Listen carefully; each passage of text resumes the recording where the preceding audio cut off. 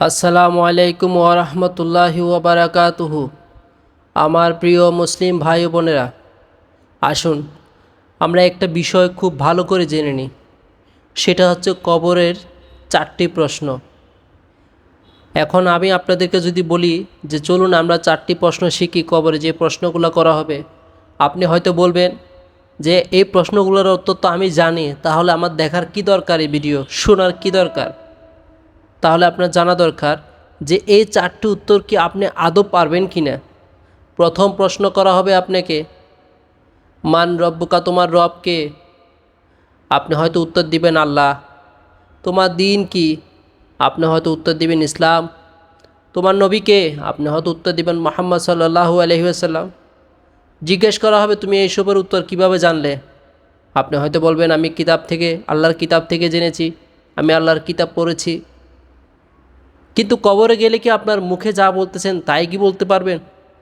এমনটি হলো তো 99% মুসলিমই বলতে পারবে। এবং কি যদি ধরি আমি 100% মুসলিমই বলতে পারবো, তা যদি আপনি জিজ্ঞেস করেন তোমার রব কে, সে বলবে আল্লাহ। তোমার ধর্ম কি? সে বলবে ইসলাম। সে কোনোদিন একদম নামাজ পড়ে নাই, দিন ধর্মের আশেপাশেও নেই, তারপরে সে এই উত্তরগুলো দিতে পারবে দুনিয়ার মধ্যে। কিন্তু কবরে গিয়ে কি সে পারবে?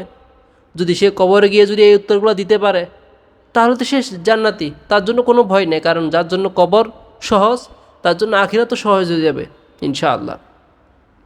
কিন্তু সে কবরে পারবে না। কেন পারবে না? কারণ ওই দিন তার অন্তর কথা বলবে।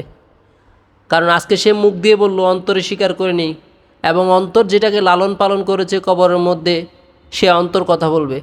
যখন জিজ্ঞেস করা হবে তোমার রব কে, তুমি কাকে একমাত্র তোমার সৃষ্টিকর্তা, তোমার রিজিক দাতা হিসেবে মেনে নিয়েছো, তোমার জীবন মরণের মালিক, কাকে তুমি সবচেয়ে বেশি ভালোবেসেছো, ওই দিন আপনি শুধু ভাববেন, কনফিউজ হয়ে যাবেন যে আমি কার উত্তর দিব। কারণ আমার মসজিদের মধ্যে তো খোদা আল্লাহ, আমার রব আল্লাহ। আর আমি যখন বাজারে যাই, তখন আমার মনের ইচ্ছা আমার খোদা হয়ে যায়, আমি আমার ইচ্ছার গোলামি করি। আমি যখন চাকরি করি, তখন আল্লাহ বলে যে মিথ্যা কথা বলিও না, কিন্তু আমি চাকরি বাঁচানোর জন্য মিথ্যা কথা বলি। ওই সময় আমার মালিক যদি আমাকে বলে, আমার চাকরির মধ্যে যে আমার মালিক, সে যদি বলে তুমি এই কাজটা এভাবে করবা, ইসলামে কী আছে না আছে এটা পরের বিষয়, তোমাকে মাল বিক্রি করতে হলে একটু 19-20 হইলেও মিথ্যা কথা বলতে হবে, কখনো কখনো বায়ারের জন্য হলেও তোমাকে 2 নাম্বারই করতে হবে। এখানে যখন আপনি আল্লাহর একটি বাণীর সামনে, আল্লাহর একটি কথার সামনে, হালালের সামনে হারামকে অ্যাকসেপ্ট করে নিলেন শুধু চাকরি বাঁচানোর জন্য, মালিককে খুশি করার জন্য, ওই মুহূর্তে আপনার খোদা মালিক হয়ে গেছে। ওই মালিক যার আন্ডারে আপনি কাজ করতেন, সে আপনার খোদা হিসেবে আপনি তাকে গ্রহণ করে নিয়েছেন। কারণ আল্লাহর হুকুম যেখানে আসছে ওটা বাদ দিয়ে যদি আরেকজনের হুকুম মানেন, তাহলে আপনি তাকেই খোদা হিসেবে মেনে নিয়েছেন।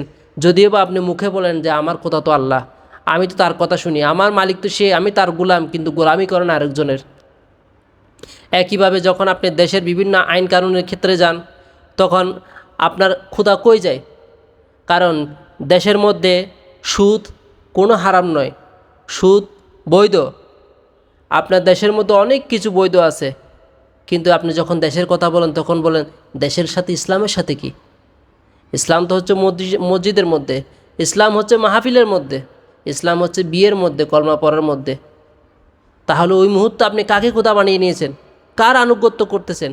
কবরের মধ্যে আপনি কনফিউজ হয়ে যাবেন যে আমি কী উত্তর দিব, কার কথা জিজ্ঞেস করতেছে এই ফেরেশতা, কোন রবের কথা জিজ্ঞেস করতেছে, আপনি কনফিউজ হয়ে যাবেন। একইভাবে আপনাকে প্রশ্ন করাবে তোমার দিন কি? দিন মানে আমরা বুঝি শুধু ইসলাম। দিন মানে হচ্ছে আপনার জীবন ব্যবস্থা, আপনার সমাজ ব্যবস্থা, আপনার রাষ্ট্র ব্যবস্থা, আপনার পরিবারকে আপনি কিভাবে মেনটেন করছেন, সকাল ঘুম থেকে ওঠার পরে এবং ঘুমানো পর্যন্ত আপনি কোন আইনের ভিতরে, কোন নিয়মের মধ্যে আপনি আপনার জীবন যাপন করেছেন। এই প্রসঙ্গে যখন আপনাকে প্রশ্ন করা হবে কবরের মধ্যে মুনকার নাকির, তখন আপনি বলবেন, আপনি কনফিউজ হয়ে যাবেন যে কি বলবো, কোন দিনের কথা বলতেছে। আমি তো নামাজে যখন পড়তে যাই, মসজিদে যখন যাই, তখন আমার দিন থাকে ইসলাম। যখন আমি ঘরের মধ্যে কোনো একটা বিচার সালিশ করি, যখন আমি পরিবারের সাথে কোনো কথাবার্তা বলি, তখন থাকে আমার ইসলাম। কিন্তু যখন আমি কোনো বিচার করতে যাই, তখন তো আমি আল্লাহর আইনের অনুযায়ী বিচার করি না, তখন আমার দিন থাকে এই সমাজ যেটাকে মেনে নিয়েছে ওইটার উপর। যখন আমি দেশীয়ভাবে কোনো কিছুর বিচার করি, তখন তো আমার দিন ইসলাম থাকে না। তখন তো আমার আইন হয়ে যায়, দেশে যে আইন চলতেছে প্রচলিত আইন। যখন আমি কোম্পানিতে যাই, কোনো জায়গায় চাকরি করতে যাই, তখন আমি ওর আইন মেনে নিই যে ও যেটা বলবে সেটা অনুযায়ী কাজ করবে, সেটা হোক হালাল সেটা হোক হারাম। তখন আমার জীবন ব্যবস্থা তো ওর ইচ্ছার উপর হয়ে যায়। এইভাবে একজন মানুষ কবরের মধ্যে কনফিউজ হয়ে যাবে যে আমি আমার জীবন ব্যবস্থা কোনটাকে বলবো, কোনটা সে জিজ্ঞেস করতেছে। একইভাবে প্রশ্ন করা হবে তোমার নেতাকে, তোমার নবীকে। এখন সে বলবে এটা কোন কোন কার কথা জিজ্ঞেস করতেছে, কোন নেতা, কার আদর্শের কথা? কারণ আমার তো শুধু মসজিদে গেলে আদর্শ ছিল যে না ঠিক আছে আমি ফরজ নামাজ পড়বো, সুন্নত পড়বো, নফল পড়বো, এখানে আদর্শ আমার জন্য আদর্শ হিসেবে আমি গ্রহণ করলাম মুহাম্মদ সাল্লাল্লাহু আলাইহি ওয়াসাল্লামকে। কিন্তু যখন দেশের রাজনৈতিক আলাপের মধ্যে বসে তখন আমার নেতা অমুক। আর যখন সে বড় ভাইদের সাথে হাঁটাচলা করে তখন সেখানে আলাদা এক নেতা থাকে।